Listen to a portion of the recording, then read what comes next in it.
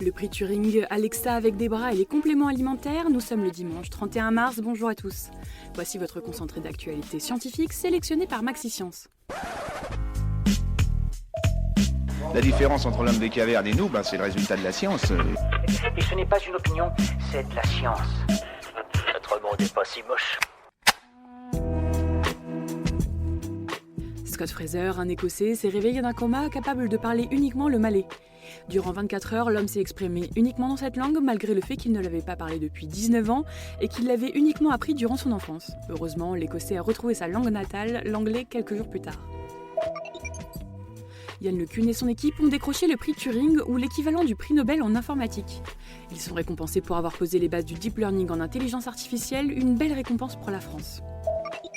Les scientifiques tirent le signal d'alarme, les grenouilles sont en réel danger.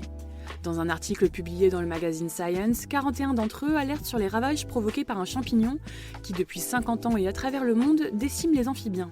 Le fléau est pire que ce qu'ils avaient imaginé, plus de 501 espèces d'amphibiens ont été affectées et 90 espèces auraient disparu à cause de l'épidémie. Gare aux compléments alimentaires pour les douleurs articulaires. L'Agence nationale de santé et sanitaire de l'alimentation lance l'alerte et les déconseille aux diabétiques, aux asthmatiques, aux allergiques aux crustacés ou encore aux patients traités par certains anticoagulants.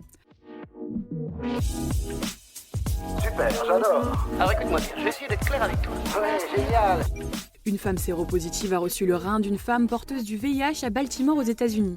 C'est une première mondiale selon les médecins et pourrait aider à combler la pénurie du don d'organes. Le ministère de la Santé a décidé d'agir concernant le niveau d'hygiène des sondes échographiques pour les examens vaginaux et rectaux. Aujourd'hui, ces dernières ne sont nettoyées qu'une seule fois par jour. L'intérêt de cette mesure est d'être certain d'éliminer 100% des virus et des bactéries. Les sondes seront désormais nettoyées entre chaque examen. Rohit Prasad, le scientifique en chef d'Amazon, a déclaré que l'assistant vocal personnel Alexa serait bien plus utile s'il était équipé de bras robotiques et de caméras afin de se mouvoir dans l'espace. Science-fiction ou film d'horreur, on vous laisse décider. La réserve mondiale de semences du Svalbard est un bunker contenant des millions de graines supposées indestructibles. Le bunker avait été conçu pour être une sorte d'arche de Noé de la biodiversité, pourtant il est en train de montrer des signes de faiblesse à cause du réchauffement climatique, d'après un article du Washington Post. C'est tout pour aujourd'hui. Vous aimez le podcast MaxiScience? Faites-le savoir avec une note ou un commentaire. Vous pouvez le faire sur les applications Deezer, Spotify et Apple Podcast. En attendant, on vous dit à demain pour de nouvelles actualités scientifiques. Voilà. Il ne reste plus qu'à vous remercier de votre attention. Au revoir.